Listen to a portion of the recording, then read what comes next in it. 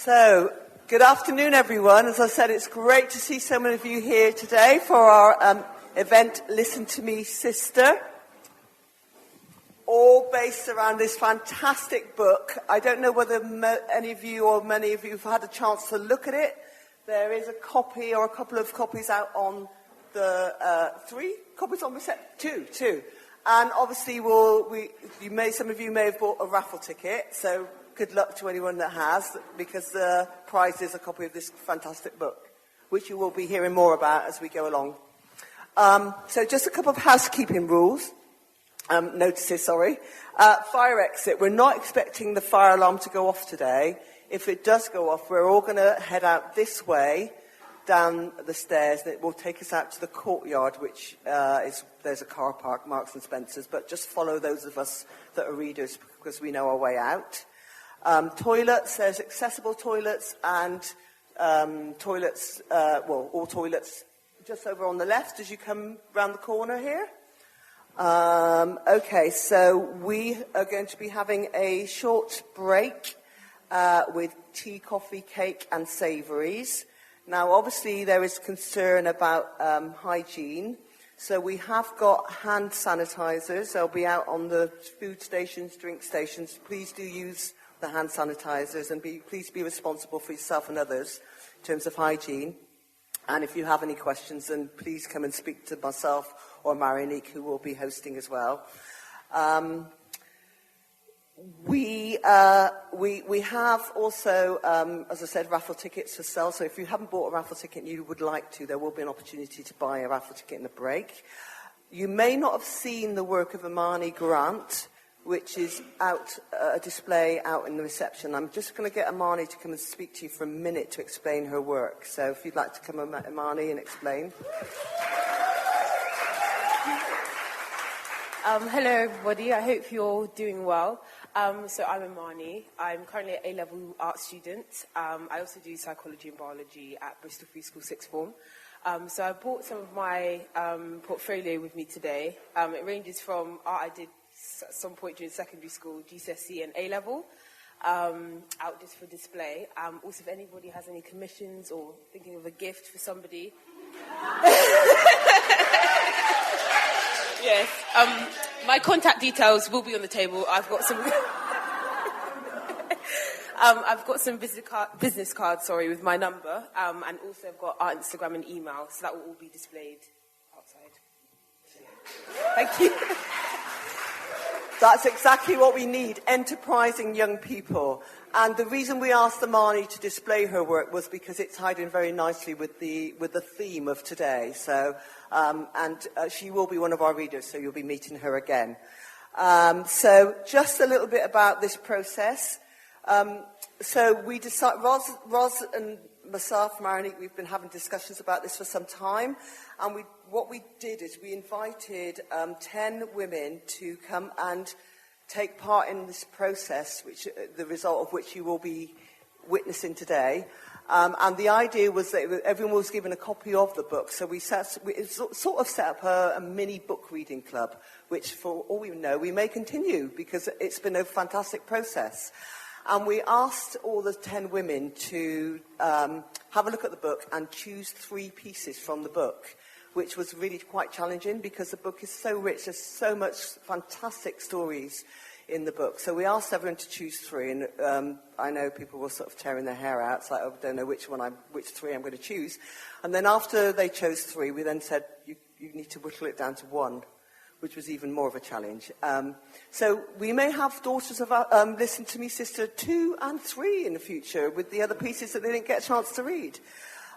So just a little bit about the background with the book. Now, Margaret Busby, who edited the book, she had decided that any royalties from the book would be used for a bursary for a black female student who was ordinarily resident in Africa, and that the royalties would hopefully, if they're trying to raise to £20,000 to pay for a student to come to University of London, SOAS, and that they could study there to do a master in African studies. So hopefully all the women that are in the book have actually waived their royalties so that money could support a black female from anywhere in Africa to study at SOAS, University of London. So just one final notice from me before we start. If you do have phones, can you either turn them off or put them on silent? We'd be really grateful, thank you. And then I'm going to pass over to Marianique. Thank you. Good afternoon. It's so lovely to see so many of you, because with the time going on at the moment, we're really, really delighted to see you. So I will start straight away with our first reader, and I'm really delighted to welcome a friend I've known for so many years, done so many wonderful things, and is a curator of this event today, Ros Martin.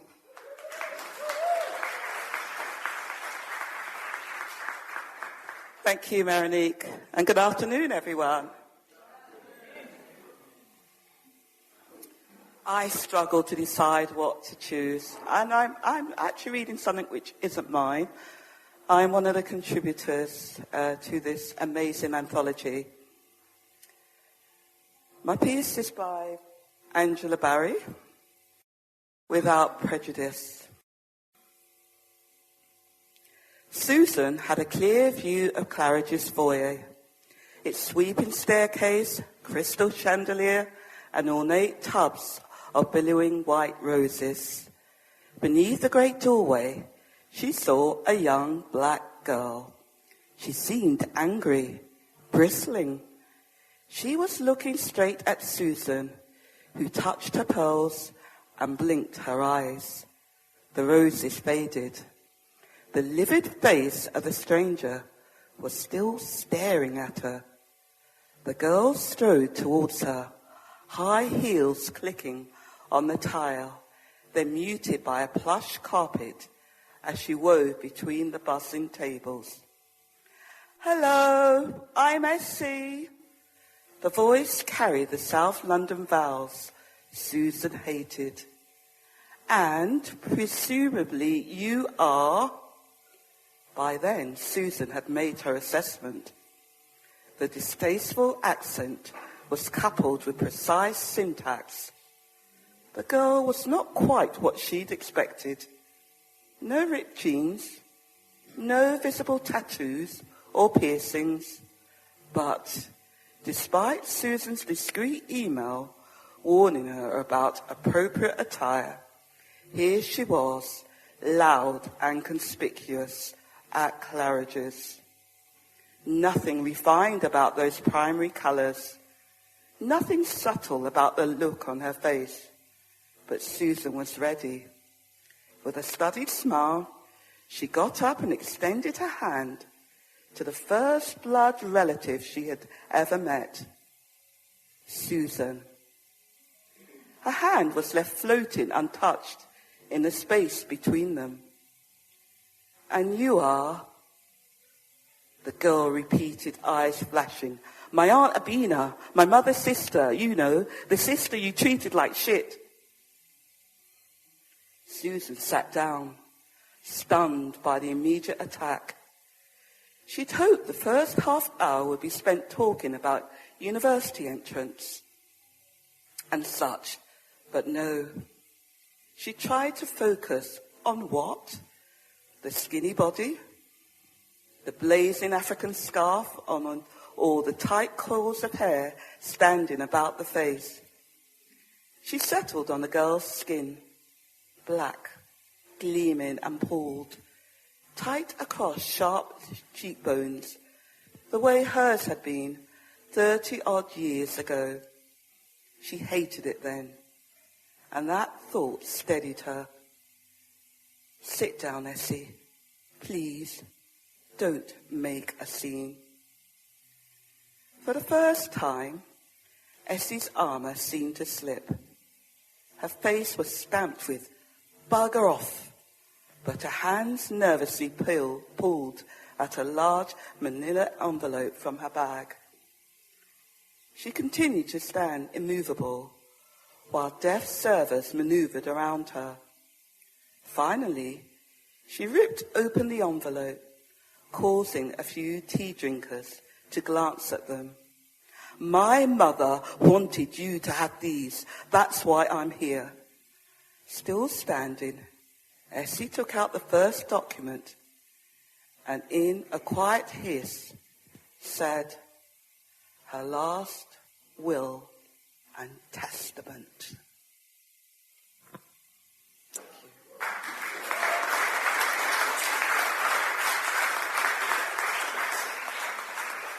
Wow. You can completely immerse into it. Sit down. I'm sort of shorter still, actually, which I brought from home. Fabulous. Thank you. Before we start, I actually want to read a letter sent by the editor of the book, Margaret, to Roz. Because she would have liked to be with all of us today, and she couldn't, and she explains why here. So, dear Roz, how I wish it were possible to join you. If only I could clone myself. I wish I could do that too. For what is sure to be a very special event. However, I'm duty-bound to be in London on the 14th of March. The 14th of March is landmark birthday for Luke, her partner, with attendant family celebrations, as well as a day of commemorative plaque of being unveiled for Andrea Levy in Islington. So you all can give a little specific thought to Andrea, who passed last year. But you can be sure I will be with you in spirit and sending good vibes to Bristol. Thank you so much for the lovely photos and putting together Listen to Me, Sister. And I in terms of the photos and the design here, again, it's a lovely tribute to a friend of ours who has left Bristol, Gloria, what's her surname? Sule. Yeah. Please thanks each and every one of the beautiful sisters involved. And don't forget to take lots of pictures. And I know Crystal is going to be around taking some pictures so that we can send some. If you object to your photos being taken, please do let us know as well. Great. So this is my opportunity to actually have a little chat with Roz on the book itself. And choose this piece that you've just chosen, if I can start with that, actually. I think she's an older woman, and what struck me as a woman getting older, with children who are growing up, one of whom's here, my son, Louis, is what we leave to them. And a lot of the work I do is around history and heritage. And, you know, there's something about, there's also the thought that if we're still journeying and trying to understand our past, and it's, and if we don't know it, in the actual story, she's 4, and when she's kind of adopted privately into a family up north in the Lake District. And, you know, she's obviously done well for herself. She's kind of choosing Claridge's. But when that, to actually be confronted by a younger version, to actually say, well, actually, this is your story. I don't know if anyone's interested in things like, what's that film where you look at your history? Who do you think you are? Oh, yeah. People always seem very happy, though, don't they? And excited to trace their relatives. But, you know, I kind of, in a previous life, I was a social worker. And you did occasionally meet people who weren't very happy and really didn't want to be traced or find out about their past. And certainly Susan is one of those. But to actually be confronted, it does get worse before it gets better. And then she gets to a place of healing. And I think that is a journey for many of us. And I suppose it's also quite unusual to have a younger person actually challenging an older person. I found myself in that situation when I went to Nigeria, which is the homeland of my late father, challenging a relative. It's not supposed to be like that. You're supposed to be very deferent, but, in terms of accuracy and memory, and I think it's a very powerful story, so that's why I chose it. What we're also going to be seeing a little bit of the bit that I have actually got in the book, Fanny Coco, who's the maidservant at Georgian House. And partly, again, it's a bigger story. It's actually tracing her own roots. And it's become a bigger project for me, in terms of it being Daughters of Igbo Women. So I think it's, it's about history, heritage, and healing through memory. You gave me a very interesting fact earlier about Fanny Coco, which I didn't know about this church. You want to? Oh, yes. She came to this church, Broadmead Baptist, 200 years ago, and was baptized here. So this is a really, really old church. Obviously, it's been added on to. And the church above the shops, I can't imagine what it looked like 200 years ago. But yes, she was a Broadmead Baptist who were at the forefront of the abolition. And she got all her family in St. Kitts to become Baptists as well. So that's a link with Fanny Coco. We will see the film subtitled during the break, actually. And it is online as well on YouTube.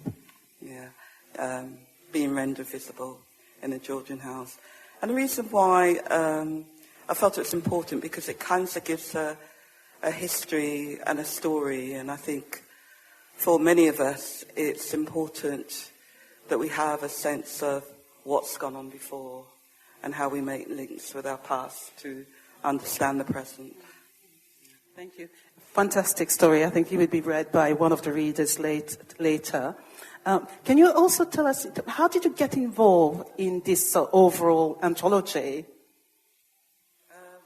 I've known Margaret for some time, and she's always been quite generously interested in my work. So, just coming along to have something in London. And I met her at an event in London, and she said, "Have you got anything 1,000 words that can go into the anthology?" And at that time, I was actually working on drawing up Daughters of Igbo Women, which gives a much bigger story of the Fanny Coco story. And I think that the richness is about the transatlantic link. So I just sent it along. I didn't hear anything. And, the kind of next, it was part of the anthology. So it gives her some,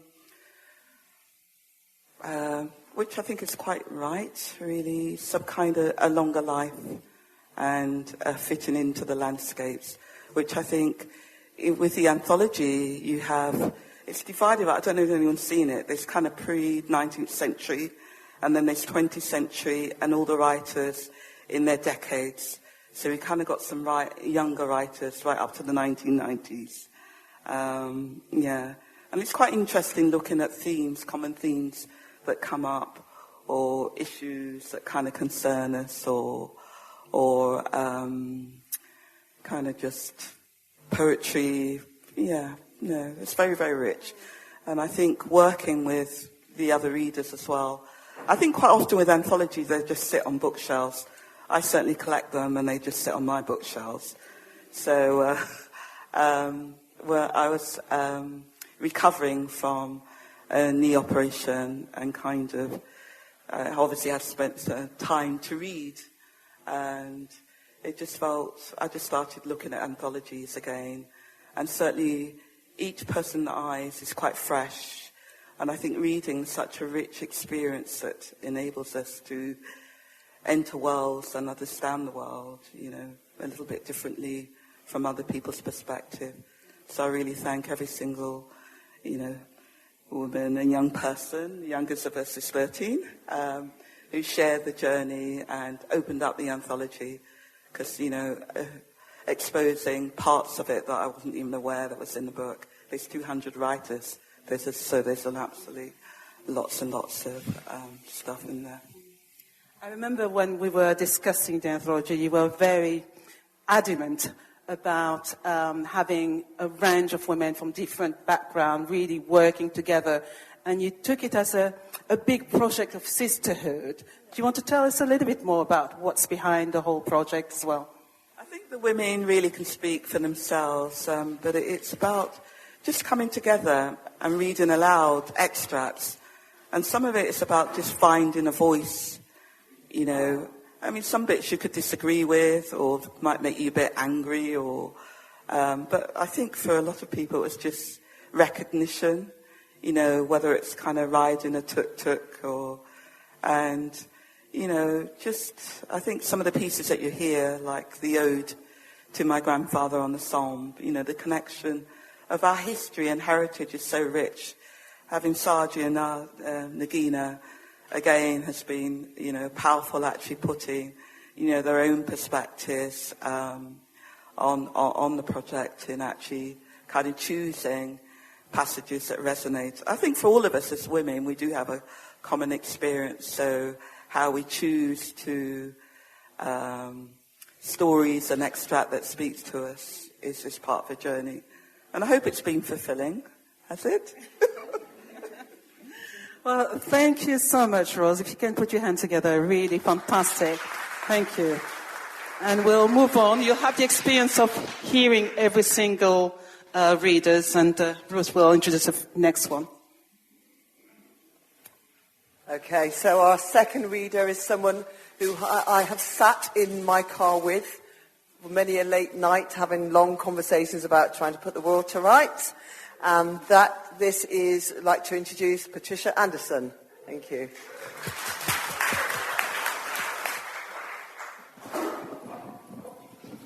Hello, everyone.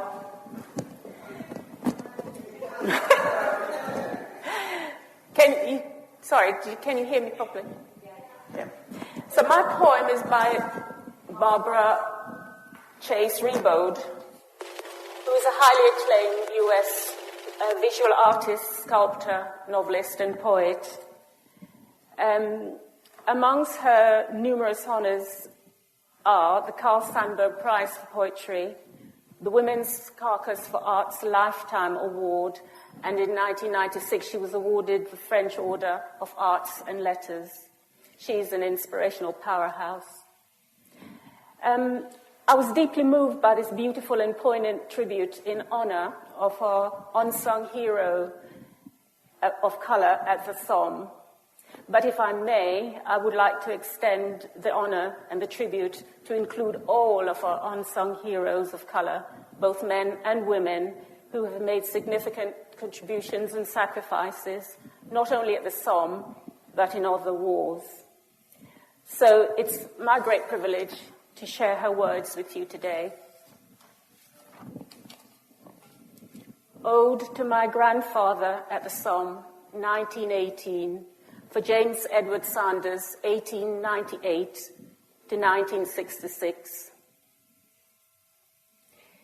He stands a solitary figure in dark brown and khaki along the Somme trenches, wearing the uniform of the Union dead on the foreign soil of the Western Front. Himself a foreigner in his own homeland, a ferocious volunteer in the 366 Infantry Regiment of the segregated all-Negro Volunteer Division, raised from the depths of the Black Philadelphia ghetto. A lonely steel-helmeted figure erect in a field of blood, having traversed the Atlantic in an American vessel, just like his great-grandfather before, except this time not in the ship's hold in iron chains, but chained nonetheless to America's destiny and the idea of patriotism in a useless war that freed no one, changed nothing, nor set any human goal, nor any value on human life, which will result only in engendering World War II, separating this war from the next war as the Great War, killer of an entire generation. The boy stands wondering, what is great about a war in which both sides are cannon fodder for the guns of the other, and white men fight for a hollowed-out hill? As a respectable excuse for 1 million dead, in awe, the French call the black soldiers men of bronze. Whilst generals tried out their new maiming machines and mustard gas made its way into war's hell. The boy carries a just-issued machine gun and a vacant-eyed, black-goggled canvas gas mask, no protection from the searing pain of the poison gas outlawed by the Geneva Convention. Mercenary bombs burst in countless numbers, blowing off arms and legs around his muteness, like scarlet oak leaves fluttering, spluttering on the rich brown French soil in a senseless, useless white man's war that has claimed 4 million dead on both sides. The boy stands in never-dry leggings, binding 26 days of mud and mold, dead skin that must be scraped off with the bayonet of his gun in order to stand at attention, resisting the fog of deadly gas, believing that the duty to die for one's country was his duty as a Negro and his right as a citizen, even as he was despised as being unfit to wear the uniform he wore or shed the blood he shed, for years afterwards coughing blood from burnt lungs. I remember the brown syrup on a lump of white sugar that kept his breathlessness at bay, his only medication, that and his veteran's pension and the right to a military burial, but not the right to march with the American troops down the Champs-Élysées in triumph among the flags and the confetti, a Yank like all the rest, revered by the French as the victors of the armistice and the savior of European peace and civilization. Safe for those same Europeans who had enslaved his great-grandfather, but never safe for him, neither along the Somme, nor in Paris, nor in Philadelphia, nor, for that matter, safe for democracy, the vote, the labor union, the working man. Returning home to my grandmother Lizzie, struck dumb with joy that it was over there, but not just beginning over here, and, all surprised, in 1966, to learn that our silent patriot was a hero who had the right to a military funeral with honors and the cannon salute he never received from the French, who had never revealed what had happened to him over there. For how can 1 million cadavers be conceived within 1 square kilometer? The folded flag rests in my arms, his faithful granddaughters, the last tribute to the last bronze man of the Somme.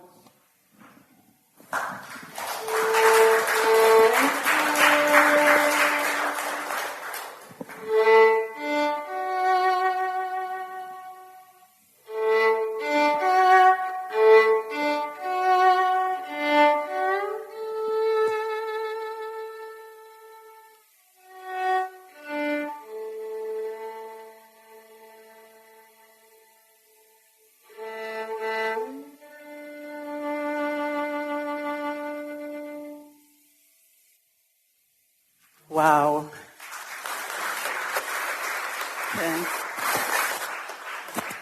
Thank you, Patricia, and thank you. It was absolutely amazing. Our next reader is Imani Grant. So we had the pleasure of seeing Imani earlier. So welcome, Imani.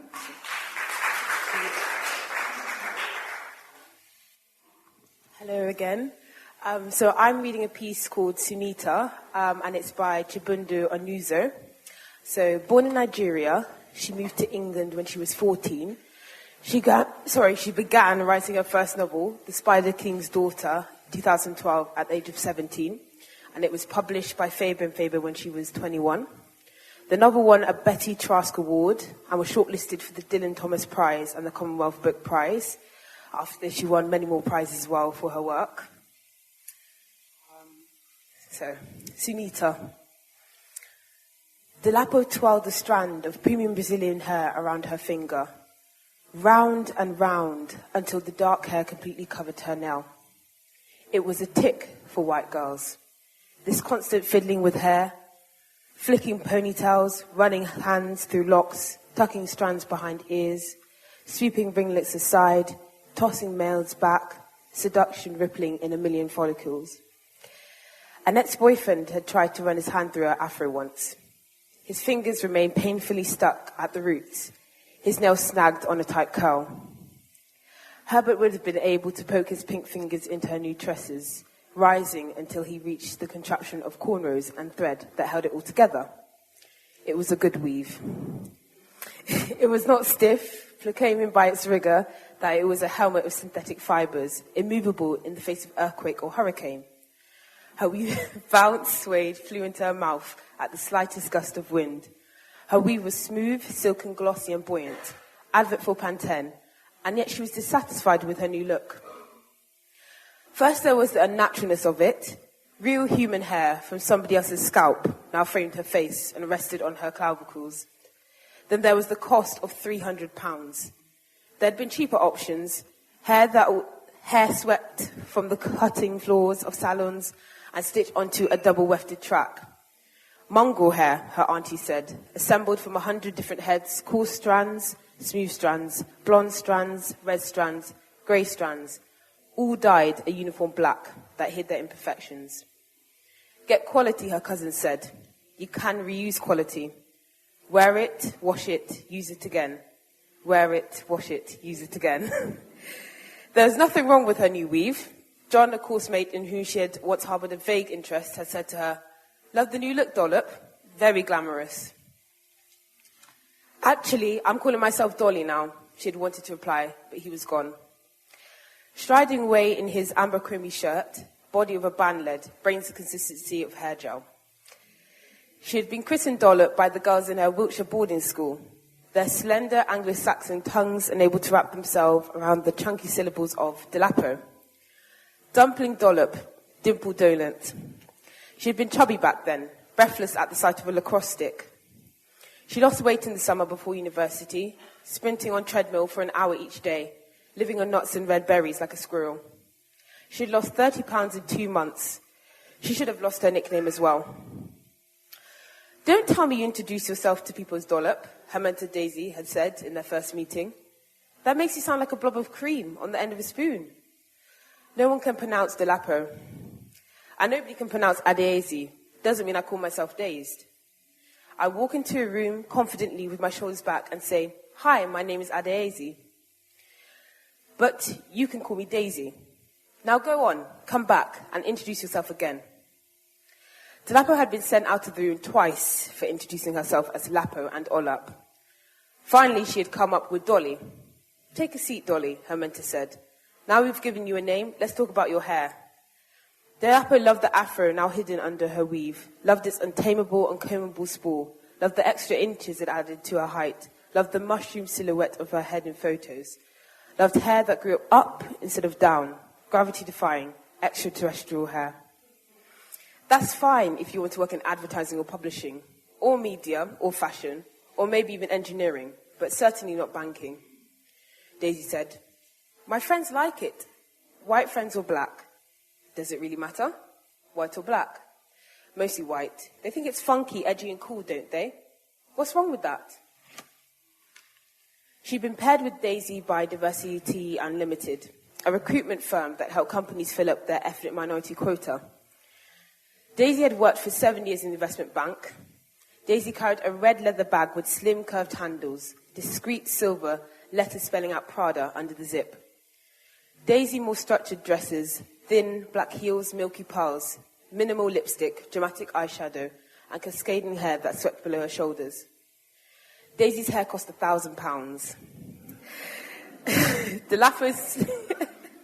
The Lapis more modest purchase came in black cardboard box, edged with gold curlicue. The hair lay lustrous on a bed of crepe, folded into itself like a small, sleek creature, a sable or a mink. Her aunt had gone with her to the salon, leafing through magazines as they wove Delapo's afro into lines and then stitched the human hair to hers, tight running stitches that made her eyes water. She Skyped her parents in Nigeria once she got home. "Opo," her mother sang, her face large and happy on the screen. "Thank God you've finally gotten rid of that bush. Darling, come and see your eldest daughter." The tablet was passed to Delapo's father. "Dolla, dearest, you look beautiful. You always look beautiful. Afro, weave on, whatever. I'm so proud of you." He was the more emotional of the two, prone to bursts of affirmation, fed by his very diet of American motivational books. "You are what you eat, what you say, what you think," mantras he repeated like sutras. "Thanks, Dad. I'm going to bed now. This weave is giving me a headache." "Beauty is pain," her mother said in the background.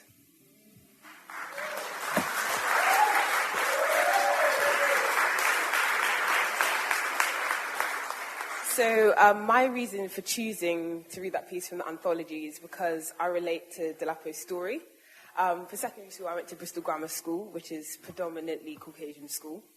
So I had my challenges when it came to hair. I'll come with the afro, braids, extensions, and I always get the questions, did your hair grow overnight? And when I did have my afro out, they would want to touch it, not necessarily without asking, etc.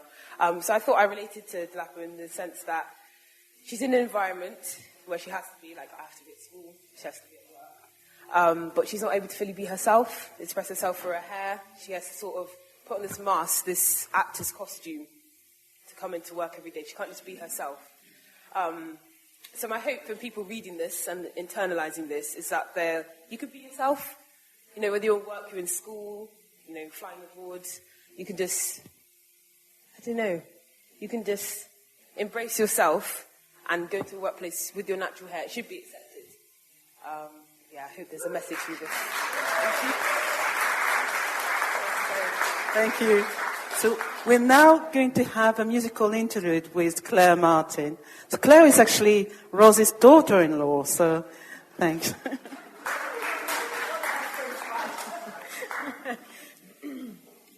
So this is a piece called Akinla, and it was written by Fela Sowande, who's a Nigerian composer and musician.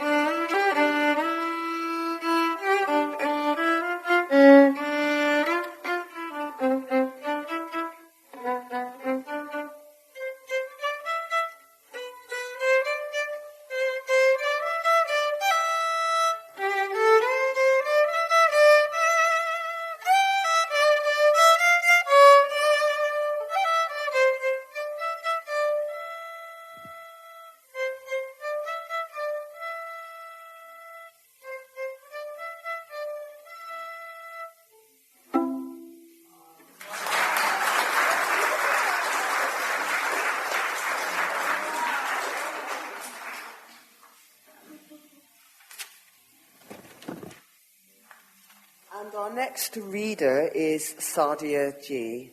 And it's been a pleasure to get to know Sadia through this process the last couple of months when we've been meeting. I just love your energy. And so let's welcome Sadia up to read. Thank you.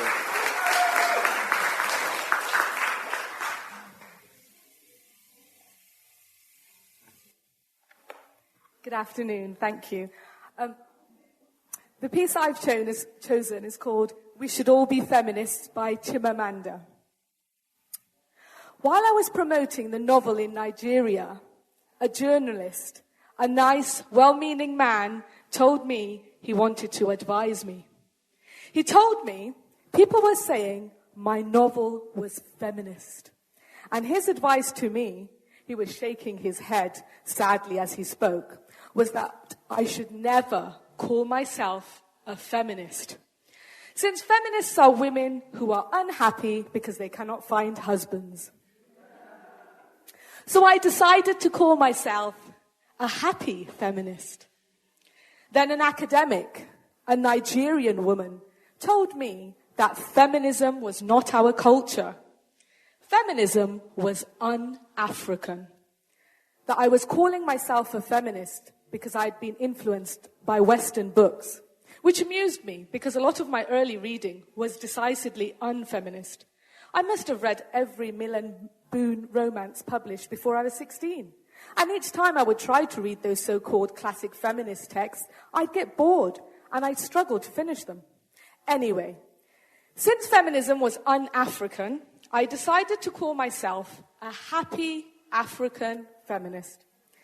Then a friend told me that calling myself a feminist meant I hated men. So I decided I would now be a happy African feminist who does not hate men. And at some point, I was a happy African feminist who does not hate men, who likes to wear lip gloss and high heels for herself and not for men. Of course, a lot of this was tongue-in-cheek. But that word, feminist, is so heavy with negative baggage. You hate men, you hate bras, you don't have a sense of humor.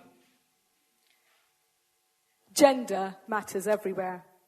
And I would like today to ask that we begin to dream about and plan for a different world. A world of happier men and happier women who are truer to themselves. And this is how to start. We must raise our daughters differently. We must also raise our sons differently. We do a great disservice to boys in how we raise them.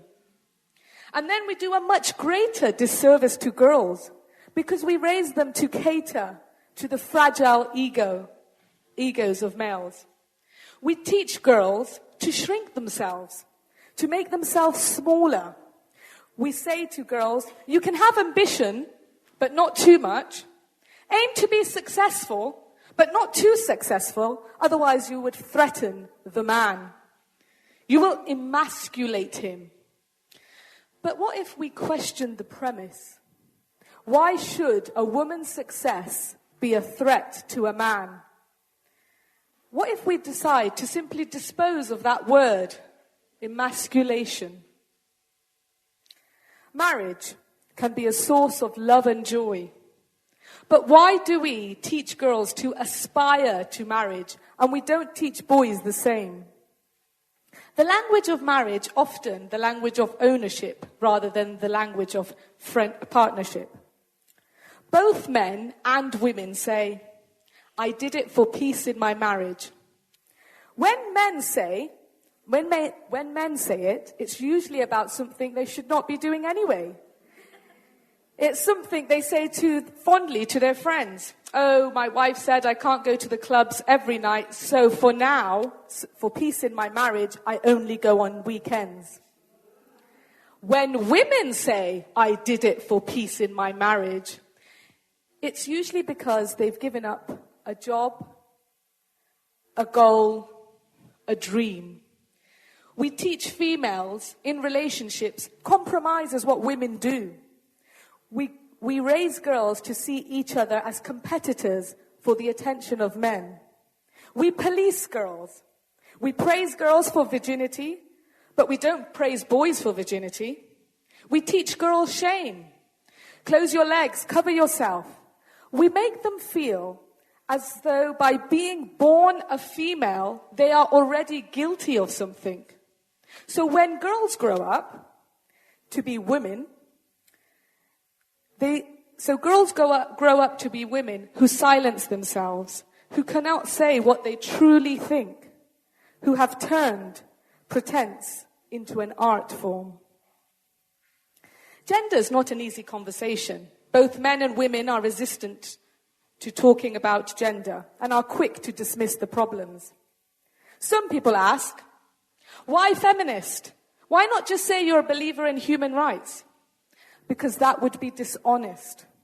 It would be to deny that the problem was specifically about being a female human. Some people will say, well, poor men have a hard time too. And they do. But class and gender are different. Poor men still have the privileges of being men. Some people say that a woman being subordinate to a man is our culture. But culture is constantly changing. Culture does not make people. People make culture. If it is true that the full humanity of women is not our culture, then we can and must make it our culture. My own definition of a feminist is a man or a woman who says, yes, there's a problem with gender as it is today, and we must fix it. We must do better. All of us. Men and women must do better. Thank you.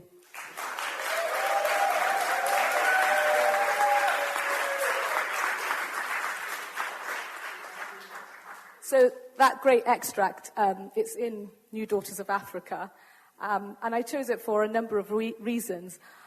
One is I'm a teacher, so I do like to read a good essay, and that was a very good essay. And also, obviously, I thought it was befitting for today's International Women's Day celebration. But I also chose it because of personal resonance. I learned very quickly, growing up, that experiencing the world as a coloured woman can be very different to other women. Growing up, I didn't know any women in my community who were an example of professional career women who'd worked full-time from their early 20s into their 30s. And witnessing this trend was a barrier in itself. So I decided to become that person for my friends and family.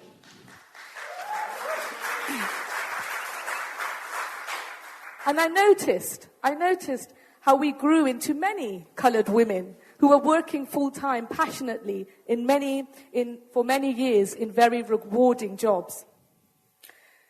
Chimamanda mentioned marriage in her essay.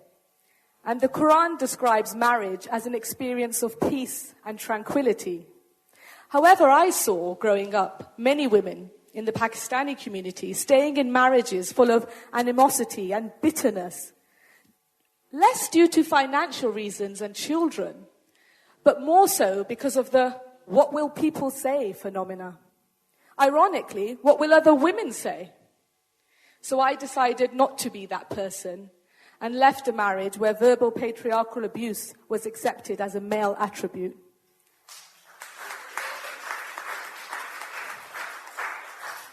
I'd heard things like, a man's anger and aggression is testament to him being a man. Whilst it's shocking, as a female you feel anger, you should always be calm and sacrificial. Avoid laughing and smiling in the presence of men. Pakistani girls are to be quiet. Never to show your opinion or be exuberant. When we choose to firstly notice, think, and then speak up against gender injustice in our homes, in our places of work, in matters of domestic roles, and even with regards to respect for one another, we make an instant positive difference for women everywhere. We not only become feminists by default, but as Chimamanda says, we make the full humanity of women our culture. Thank you.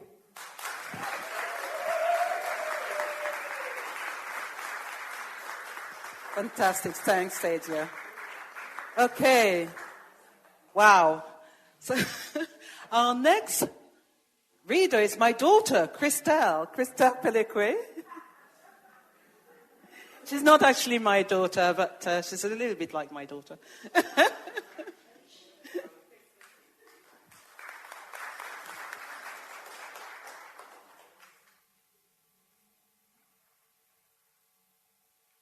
And Crystal will be accompanied by Claire as well.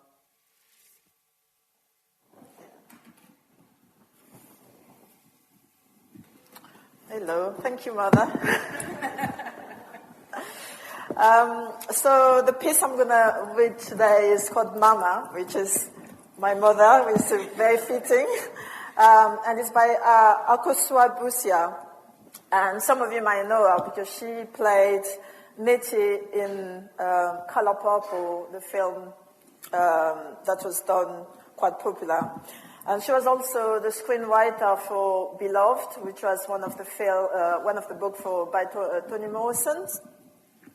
And Akosua is actually also quite famous because she's the daughter of the former Prime Minister of Ghana and the former First Lady. So her father was Dr. Kofi Abwefa Busia, and her mother was Mrs. Na Morko Busia.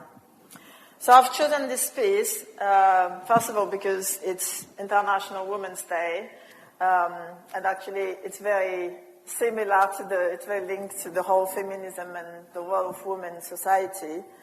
But also I wanted to do a tribute to my own mother, who passed away when I was about 6, because this text really resonates. When I read it the first time, she came to my mind. But I also wanted to do a tribute to all the women, all the mother, any mother in the room today, because we're doing such a tremendous work. I have good memories of growing up in Africa, and even then, the women are, my mother was in the rice field, and then in the afternoon she would be on the market selling some craft and some of the rice.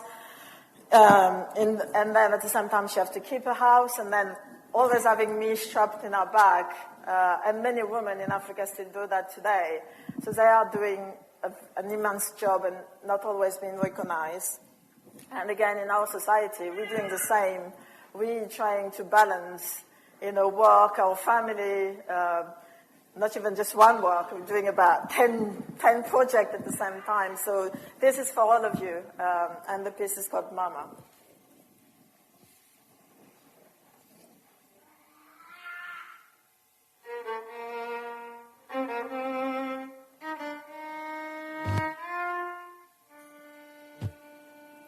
She is the center of my hearth, the fire from which I warm my soul, the spark that kindled my heart. The sustenance I feed my daughter is a nourishment I sucked from her once succulent flesh, turned brittle bones held together by willpower.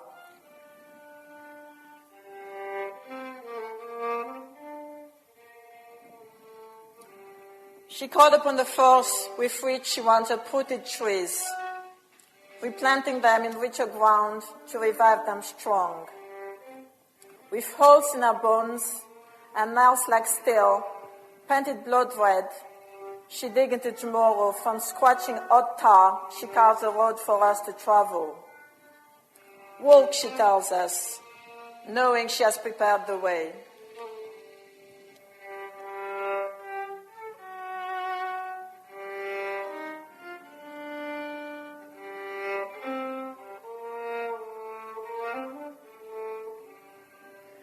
Never too exhausted to water those you love, I am cultivated by your sweat. Drop by drop, you filled my core. I drank holy secrets from the umbilical cord from which you fed me. In heaven, I'll remember all mysteries and find you. You'll be my first knocking on the door. I will know your house by the exhilarating scent of clean washing hanging on the line.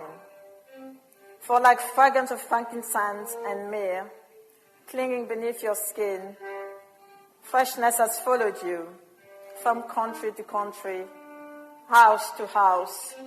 I will know you, Mama.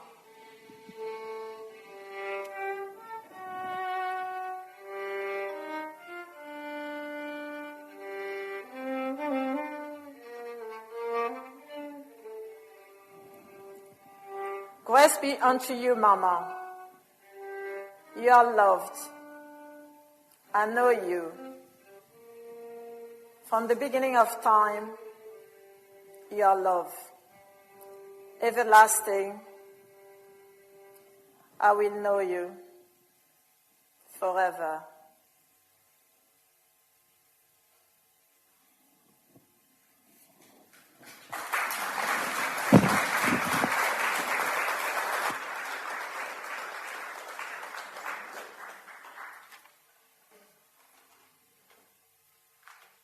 Okay, so again, another round of applause to all the readers that have read so far.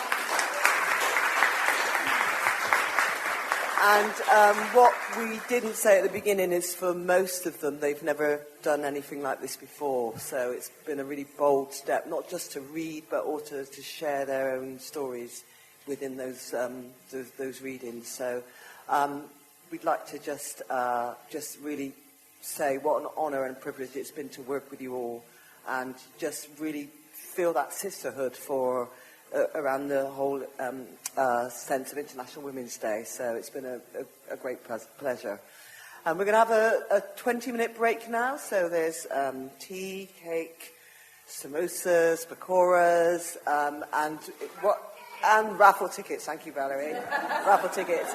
If you would like to, drinks are going to be served from this hatch over here. So please collect your drinks from here, and there'll be juice from the table where the cakes and the samosas are.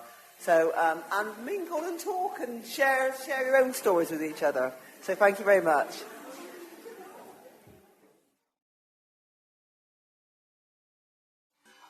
So welcome back, everyone, and we are going to start straight away with Yoma Smith, another woman that I have spent many late nights sat in my car having a conversation with to try and put the world to rights. So welcome, Yoma.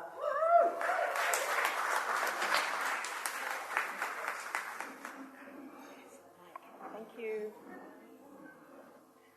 Dreaded mic. I was too late for sound check, but this seems all right. Hello. I am going to read extracts from a narrative written by Donu Kogbara. Donu is a Nigerian journalist and a communications consultant. She is one of the well-known and highly accomplished Nigerian women that I have admired for years. And being a communications consultant myself, that's an added bonus.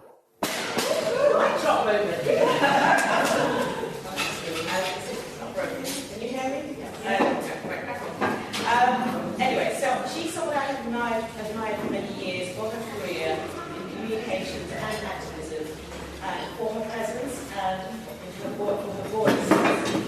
Power. Thank you. What a disaster! Are you recording? Can you edit that bit out? Anyway, sure.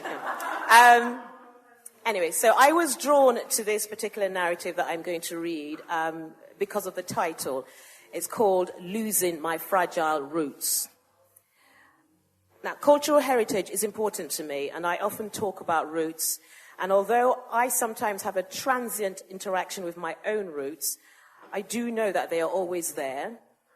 They're dormant or they're active, they're always there, and I'm confident that they're there to anchor me, irrespective of my relationship with them. So I was concerned about why Donu's roots were fragile and why she was losing them. At the crack of dawn on the 30th of August 2015, I was shaken awake in my bedroom in Port Harcourt, a city in the troubled, oil-producing Niger Delta region of Nigeria's southern coast, by gun-tutting youths. I was frog-marched to a waiting jeep and driven to a quiet cove, from which I was transported in a speedboat to a fisherman's hut that was precariously balanced on stilts in a swampy mangrove islet. I was held prisoner for 13 days. Now, 3 years have elapsed since my sister paid a ransom to get me out of that dangerous mess. And I have so much to say about the actual terrifying yet fascinating experience of being incarcerated in the middle of nowhere with a bunch of loquacious kidnappers, some sane, essentially decent, some drug-addled and psychopathic. all who were happy to share their personal histories, their political views, their anger, their sadness, their anxieties, their dreams, their failures, and their rationale for turning to crime. It was all so weird, contradictory, complex, and ambiguous. There were interesting and amusing conversations. There was warm emotional bonding. There were numerous rape and murder threats.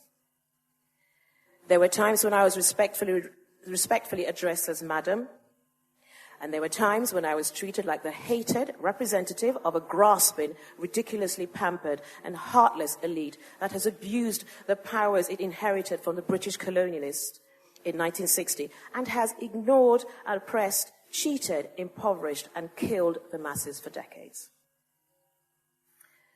I was damned lucky to emerge alive and unraped, and no day passes when I don't clearly recall certain details of that ordeal. Alongside painful flashbacks, there are memories of camaraderie, great jokes and uproarious laughter, memories of touching acts of kindness, memories of feeling sorry for the brutalized boys who said they'd become outlaws because they were tired of being powerless victims. They called themselves soldiers. Soldiers who were waging a war against the upper echelons of society, and I admired them for fighting back. My friends have concluded that I am completely screwed up because, as one of them exasperately puts it, you sound as if you miss those evil gangsters and as if you were often happy in their bloody huts. And it is possible that I am indeed mad as a hatter and warped by this and suffering from Stockholm syndrome, a psychological phenomenon that makes captives illogically identify with their tormentors, sometimes to the point of vigorously defending them. I cried when I was told that my kidnappers had been caught and executed at the end of 2015. And I suppose that tears were an inappropriate response, given that they had hurt me and confessed to murdering, sexually assaulting, and torturing several abductees and law enforcement officials. You should be furious with those thugs and very relieved that they have been eliminated, said the pal who told me that they were dead. Nevertheless, the anguish they inflicted on me was only part of an immensely complicated story. And I prefer to think that I am not deluded, but simply capable of being forgiven and objective under pressure. But you know what? What happened inside that hut was far less devastating than what has happened subsequently. What has upset and destabilized me the most is the fact that I felt compelled after the kidnap drama to exile myself from my roots and family home in Port Harcourt. My parents bitterly regretted sending me and my 3 siblings to English schools because we became unrepentantly westernized Londoners, acquired very foreign partners, and flatly refused to move back to Nigeria. Then, aged 39 and inspired by various factors, I suddenly decided to give the whole land of my ancestors thing a go, which is how I wound up living in Port Harcourt. I am a member of the Ogoni tribe. Ogonis are domiciled in Rivers State. Port Harcourt is the capital of Rivers State, which is multi-ethnic, populated by minorities, and part of the Niger Delta. Rivers State is one of 36 states and produces a lot of the petroleum that has made the Federal Republic of Nigeria wealthier than most African countries. Now, I did my best to juggle and embrace the often conflicting, narrow ethnic, wider state, and even wider regional, national, and continental loyalties that all Nigerians are expected to juggle and embrace. And, despite being profoundly and unashamedly Eurocentric by nature, I was making serious progress and had mastered the challenge of figuring out why ethnic/tribal loyalty tends to be prioritized over wider loyalties, even by sophisticates who have genuine chums everywhere and were educated abroad and are citizens of the world. But when I was dragged out of my bedroom in the late summer of 2015, age 55, I had already done a decade and a half of struggling to meaningfully connect to my Ogoni, Port Harcourt, Rivers, Niger Delta, Nigerian, and African identities. But now I am too spooked to spend significant amounts of time in Ogoni land, Port Harcourt, River State, or any Niger Delta location. And this is a tragedy. I guess the worst thing the kidnappers did to me was to make me lose the ability to feel comfortable around my fragile roots and cast me back into the realm of people who don't fully belong anywhere.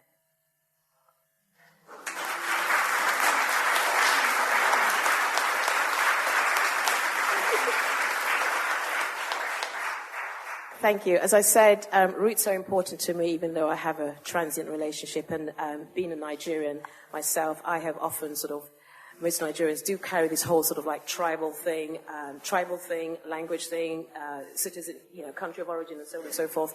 This whole journey, and so I totally see where Doni is coming from there, but also the experience she went through. I'm familiar with the fact that there have been a lot of kidnaps in Nigeria, and not necessarily high profile, which she is high profile, but what they're doing is sort of kidnapping sort of people who are affluent, not necessarily high profile because of the security.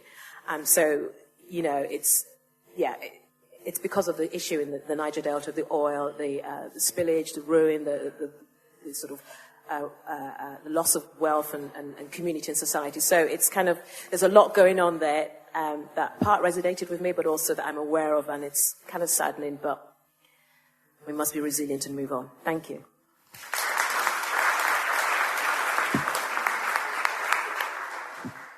Thank you, Yoma. Beautiful. Our next speaker is a wonderful Sulu Pasco. Had the pleasure of meeting her through all these meetings, and thank you.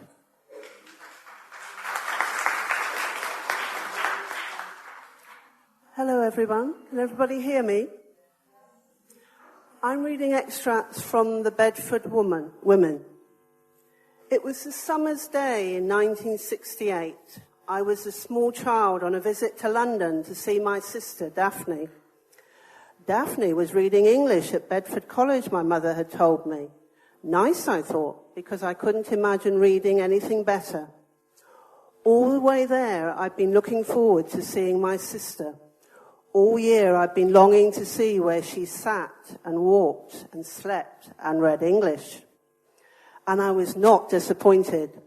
Inside the hall of residence, my breath stopped and a true awe gripped my heart. A world of style and study. Daphne was 20. She'd gone to London to continue her education, ordinarily a simple personal venture. But Daphne, an African woman undergraduate, unwittingly or wittingly, was a figure in the social storm transforming university campuses in England, France, and the United States. Only a few black African women were students at English universities during that decade. Their scarcity was an old, deep pattern in higher education, a marked response to their gender and colour that had not yet found the global chorus to expose it. Another brave venture towards the close of that heady decade was the founding of the publishing house Allison and Busby. Margaret Busby from Ghana had read English at Bedford College and by 1968 was famous for being the first black woman to own a London publishing house. Margaret built a list of radical African and Caribbean writers, West Indian men such as C.L.R. James and Nigerian novelist Buchi Emecheta. The Bedford College archives record that a century before Margaret and Daphne completed their studies, their first black woman student enrolled there. In summer 1859, Sarah Parker Raymond wandered through the streets of Bloomsbury. An African-American woman walking across Bedford Square and into the liberal, non-sectarian College of Higher Education for Women, Bedford College. At Bedford, Sarah demonstrated her love of learning by registering for several courses. ancient history, mathematics, geography, French, Latin, elocution, and vocal music. And away from her studies, she socialized widely, making friends with English women whose hospitality and lack of prejudice she appreciated deeply. In 1859, she toured Britain, making speeches against slavery. Sarah found a genuine welcome at Bedford. She boarded with its founder, the philanthropist Jessa Reed. There was much for these two women to discuss, their lives being rich and full of purpose. Unsurprisingly, perhaps, both women signed the 1866 suffrage petition calling on the government to grant women right to vote. My sister Daphne was in her late 20s when she left London for East Africa. In Kenya and Egypt, she worked for developmental organisations and championed women's rights. Returning to England more than a decade later, she went into local government and in 2001 became the first black woman director of social services in the UK. By that time, at the start of the 21st century, Margaret Busby's ambitious collection of the words and writings by women of African origin and descent, Daughters of Africa, was almost 10 years old. Margaret and Daphne, two of Bedford's notable alumni, had turned reading English into something global, explosive, and urgent. The reason I chose this short story was because Bedford College and the women mentioned in this story, including the author, have had a great impact on my life in one way or another. Bedford College itself was a place where my mother, a white working-class young woman, gained a scholarship from Cornwall to go and read history at Bedford.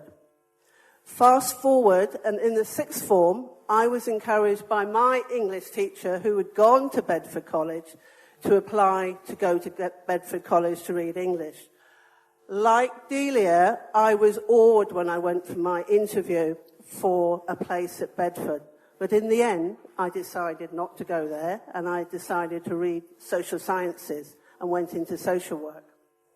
But the black women, including Delia, the author, I read her Reconstructing Womanhood, Reconstructing Feminism, writings on black women, and it really went home to me that it was about the black British experience that were amongst the contributors to that volume.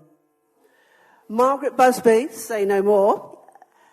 I bought a number of her Alison and Busby books when they came out, but the Daughters of Africa was really something else, because amongst those pages was a whole wealth of words of women of origin from Africa, but also women of African descent. Sarah Parker Raymond. In 2018, I was researching the role and involvement of black and Asian women in the British women's suffrage movement. And the only black woman I found was Sarah Parker Raymond, who, as I said in the story, signed that petition in 1866. And lastly, Daphne, who I didn't know was the sister of Delia. She was a role model for me as one of the first black managers and the first black female manager in social services. And I was involved in my work in running a program to encourage black managers in social services to go for senior posts. And Daphne was very supportive to me in organising this program. So that's why I chose this story.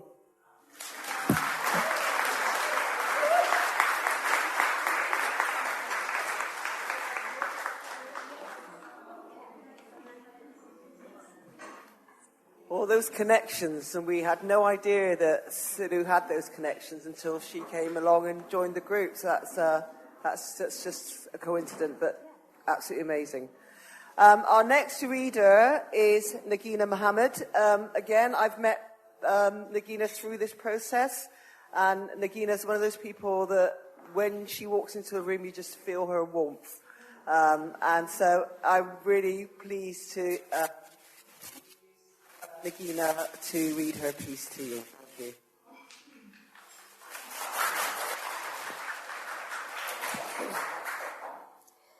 you. Yard Yassi, in her poignant novel Homegoing, probes deep with the question, whose voice was suppressed so that this voice may come forth? We all carry inside us the people who came before us. This anthology is such a huge achievement, serving as a time capsule of all the dissenting voices, past and present, who are now part of the canon of African literature. Books have a soul, and it's important that we bear this in mind when reading from hugely important texts like the anthology. I've always had the habit of allowing a book to nurture my soul by opening it to a random page, first expressing my intentions and asking it to speak to me in order to heal and inform me. It's how I've always read the Quran, and in my most turbulent year, one particular chapter, the chapter of Joseph, which is filled with the monumental message of hope, would fall open in my hands. And it's how my eldest came to be called Yusuf, the Quranic name for Joseph. And I always felt that God was telling me to be patient, that that name would be a light in my life, and that freedom would come. My shackles were the patriarchy I suffered under for 28 years, the stifling cultural norms I had to adhere to, having to be breadwinner for a family of 8. Shackles that cut me off physically, but never spiritually. So when I came to be the lucky owner of the huge legacy encapsulated in the New Daughters of Africa anthology, I made the very same intention and asked the ancestors to speak to me through it. And speak to me they did.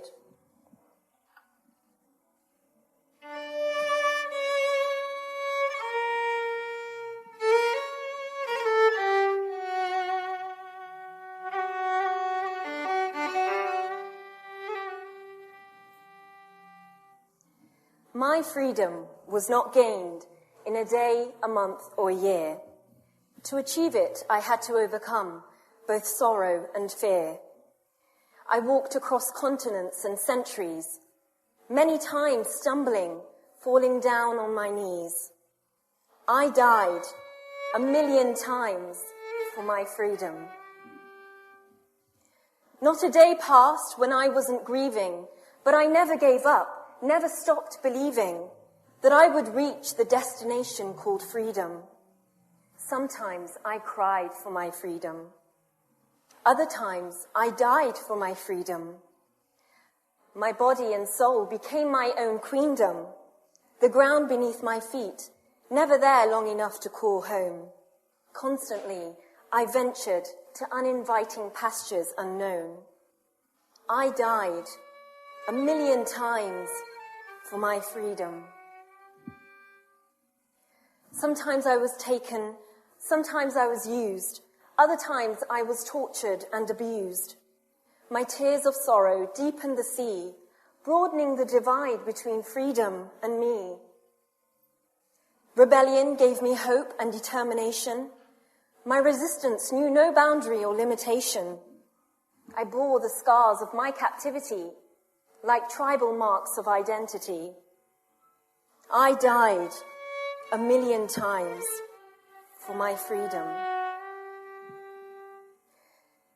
Even though I was wearied by centuries of oppression, aged beyond my years by sadness and depression, weathered from exposure to extreme elements, frail from multiple abuses and resentments, I embraced my freedom like a long-lost friend and refused to release my grasp for fear it would end. I died 1,000,000 times for my freedom. I died 1,000,000 times for my freedom. I died 1,000,000 times for my freedom.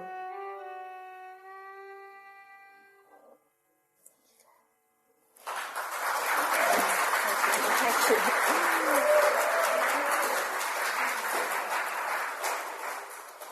Having read this poem, the image of my shackles came to me, and the place where they had once resided ached. I resonated deeply with Fanny Coker's words in Ros Martin's evocative and penetrating piece that we saw earlier in the interim, being rendered visible in the Georgian House Museum, especially when she exclaims, "In this household, I am tragedy, I am a lie, I'm to be eternally grateful. I'm to say nothing, think nothing, feel nothing, but be nothing but answerable to endless whims." In such repressed conditions, the spiritually conscious often hear the voices or see apparitions of the past, spurring them onwards to be a witness to your own truths, to have faith in humanity. Just as the old sage releases his symbolic feather, remarking, "A symbol of our ability as humans is to rise above problems, pains, heartbreaks, illnesses, to travel to another world, to be reborn. To grow spiritually is our freedom." And from this, I hear Audre Lorde's distinct voice concluding for me, "I am not free while any woman is unfree, even when her shackles are very different from my own." Thank you. Thank you. Thank you. Thank you. Lovely. Really nice the way you've woven those stories together. Really nice. Thank you. Our last, it is the last. No, not the last, sorry. Our next presenter is our youngest presenter, youngest reader, Ria.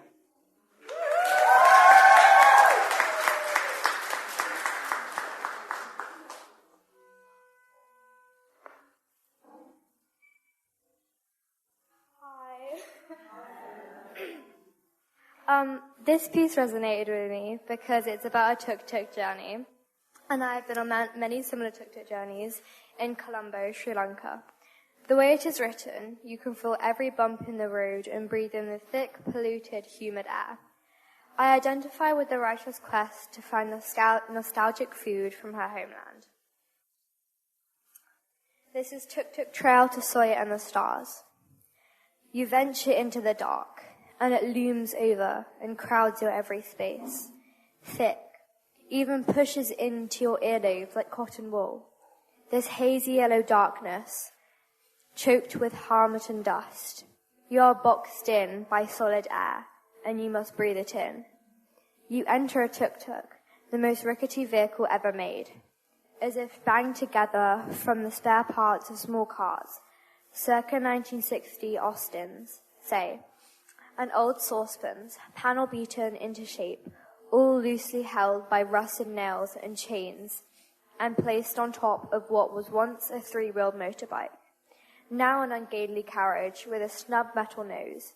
You sit on plastic, which is easy to wipe of dust, but clings to you like a kid to your sweaty thighs. All tuk-tuks are painted orange to compete with the river of dirty sand called the road. Haze, heat, rush, animal-like hoots and horns, orange to shock your eyes into seeing. Still, it provides the miracle every vehicle does, to move. All you have to do is sit, or rather grip desperately, as there is no side walls or doors. The breeze is a blessing. It strokes your cheek and whispers in your ear that you can breathe. It's okay, but not too deeply. No, your lungs cannot suck air out of dust as a fish do out of water. This dust that covers everything in a fine grey layer, gauze-like, sticky. You realize as you climb into the tuk-tuk that with cars you settle quickly, assured that the solid metal case will protect you from the rush of the busy street, the intense heat and light, the potholes underneath, the direct hit of any accident. For a while, driven from A to B, you have the pleasure of giving up responsibility, and you sink gratefully into the cushioned bowl of the back seat. Not in a tuk-tuk. You sit? Yes, but unsupported, holding tight to the rusty rail, sweaty fingers slipping as you are shaken from side to side like jelly. Shaken inside out, you are in a blender, a coffee grinder, an angry machine that jostles and jangles you. It sets your stomach churning, and everything in it is squeezed and kneaded. The tuk-tuk driver swerves to avoid potholes, the size and shape of dried ponds. His dark ball of a head bobs in front of you as he does the same desperate bouncing as you do. The tuk-tuk dance. It's not all dance. It's real danger, as each swerve, avoiding falling into a pothole, leads to a motorbike coming straight at you. It's as if the whole point of being on the road is to almost crash into the next car. A Okada bicycle, just missing by a thread's breadth to show off your skill, saying, "We're here, full-limbed, we ain't dead yet, okay? Here we go again." Respect is only for huge lumbering lorries, ancient blind dinosaurs that cannot swerve out of your way. So you slow down and slide to the side, a momentary bow of acknowledgement. You hiccup. Everything else rushes at you, even the dusty, smoking yellow night, a living thing, a sister to the street, which is not a straight line but a maze. Is it really lit by candlelight? Yes. And lamps, lanterns. Words that sound so medieval, but are very much here and now, gleaming, grinning, like a mouth with missing teeth. What gapes through the yellow-black gaps? What flashes past your dust-teared eyes? Endless shacks made from wooden planks and strips of corrugated iron slapped together, as ugly as a rubbish dump, that form a long, crooked line that hugs the crooked road. The kiosks are filled with the cheapest that Nigeria and China have to offer. Shiny nylon shirts, brightly colored packets of sunlight soap, curry powder, St. Louis cubed sugar. All the way from France, brand new bicycle wheels wrapped tightly around with white, black, and blue polythene strips and hung up on a pole in a pattern of open-mouthed O's. TVs and electric fans, dirty jars of chewing gum, and shelf upon shelf of brightly colored packages and boxes with sacks of grain below. To you, it's all jumbled up. But obviously there's some kind of order because it is repeated at every single kiosk, each guarded in front by a fire and frying pan where starchy snacks bubble and pop.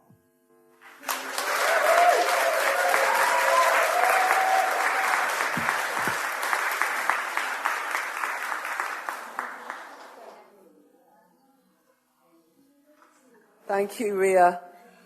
It's great that we could have young people who are confident to get up and read. And we just need more young people like Ria. So as women and men in this room, we need to encourage young people to be the Rias of this world. Thank you. Another clap. Our final reader is Antoinette Clark, and I have to just really big up Antoinette's resilience because she had an accident not long after Christmas, and she turned up at 3 book reading sessions in crutches. We thought she was going to drop out, and Antoinette was definitely not going to drop out. She was determined. So, extra big round of applause for Antoinette. Thank you. Yeah. The poem I shall read this evening is by a lady called Meta Davis Cumberbatch. She was born in Trinidad, and she studied medicine at the University of Bristol. Could you believe that? Afterwards, she went on to the Royal Academy of Music in London, and she was trained to be a concert pianist. Meta migrated to the Bahamas, where she spent most of her life. And she was known there as the Mother of Arts. She had many talents. She was a composer, a playwright, poetess, dramatist, dancer, and a cultural activist, opposing racism. In 1966, Queen Elizabeth II honored her with an MBE for all the works, the cultural work she had done in Bahamas. Meta died in 1978, but 36 years afterwards, in 2014, at the Bahamian Independence Celebration, she was honored as a Bahamian warrior for all the cultural works and arts that she did in Bahamas. So I shall now read one of her most celebrated poems, A Child of Nature, Negro of the Caribbean.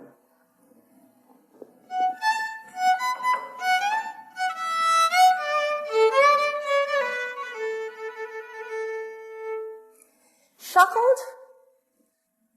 No shackles can bind me. Enslaved?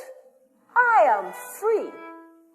I roam the fields, pick the flowers, spend with nature happy hours, bear my body to the sun, spread its rays, leap and run in sheer abandon, having fun.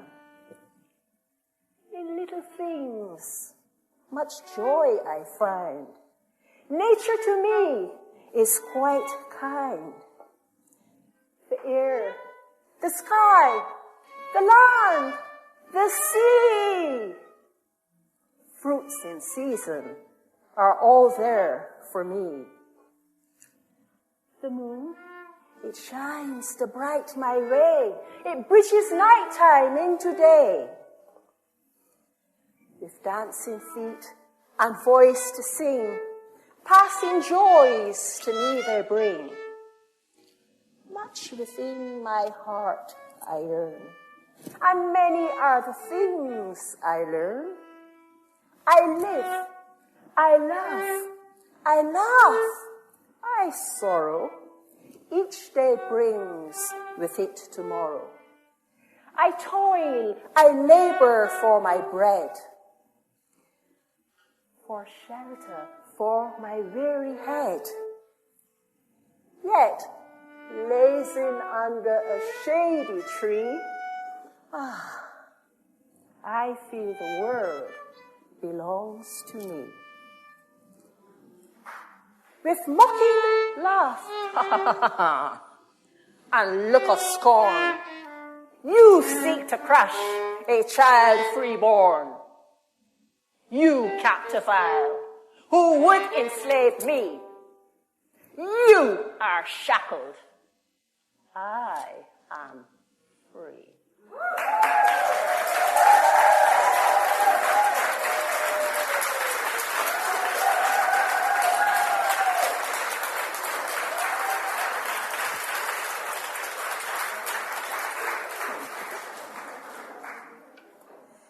Now, this poem resonates with me because as a child, I was marginalized and treated less favorably than my sister. But I didn't allow these negative experiences to shackle me. Instead, they were pivotal in developing my resilience and tenacity, which helped me to face adversities in life. I actually saw the bright things in life, and I appreciated and enjoyed the wonders of the natural world, which helped me to become whom I am today.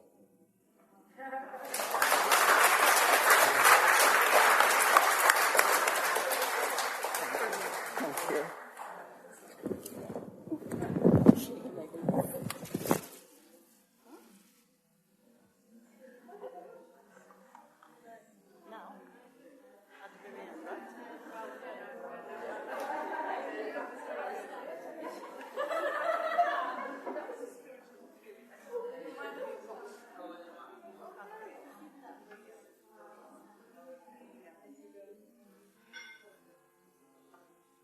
Okay, we are just about to reach the end of our time together. So you said three things I want to do before we finish. One is to thank all the supporters, And I'll just need my glasses for this.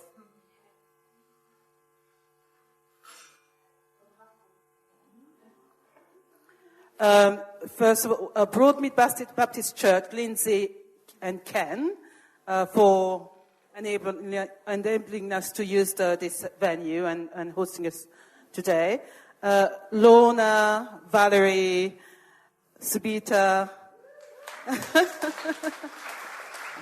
Pam, all these people have been helping us behind the scene and doing, refreshment and welcoming you here.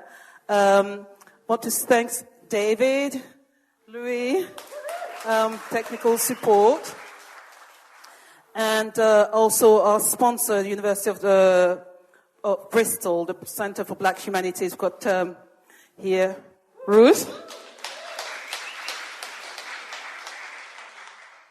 And of course,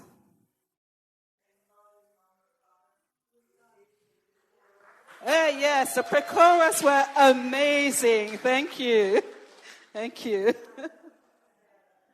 And Ella as well. Thank you. I mean, there's so many people to thank, so I've forgotten you. My apologies, really. And all our... Well, I've mentioned Ria already. I want to thank our amazing readers: Patricia, Imani, Sadia, Christelle, Yoma, Sulu, Nagina, Ria, Antoinette. Fantastic. I think they really gave you a good flavor of what the book is all about. So don't forget, you can purchase it. Still 2 copies here, I believe. And if we run out, you can get... Okay, these are for the raffle, so you can't have them unless you win.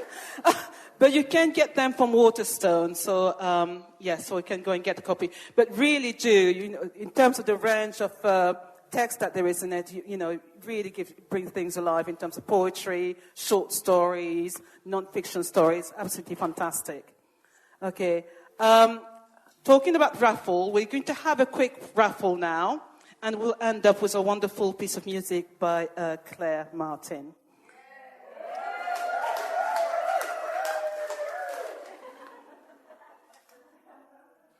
I thought it was one of the youngest ones. Can I ask you to pull a number, please? Winning number is... 3. Number 3.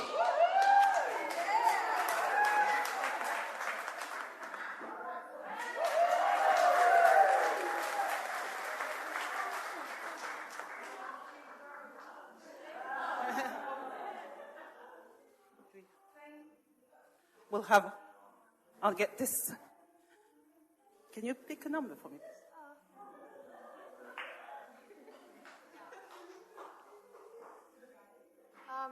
12. Number 12. Thank you. Number 12. Yeah. Woo.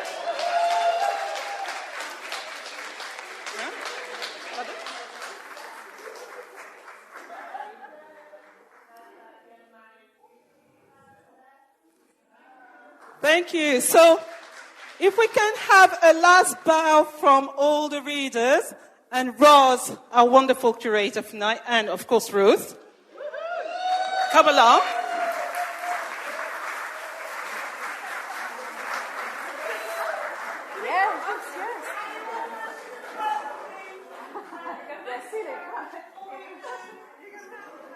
Yeah.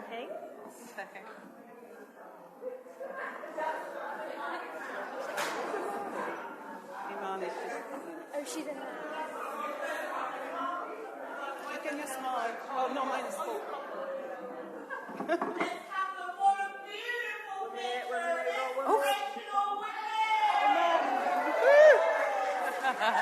All right.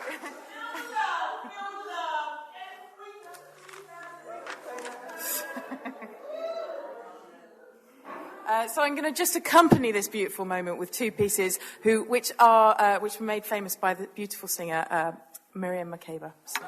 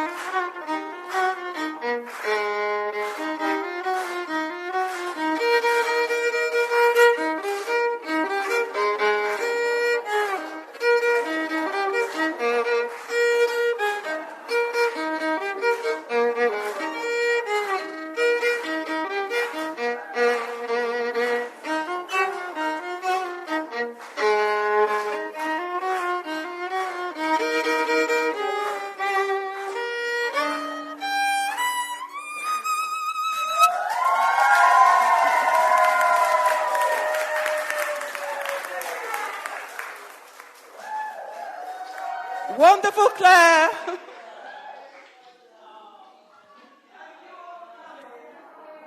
Q.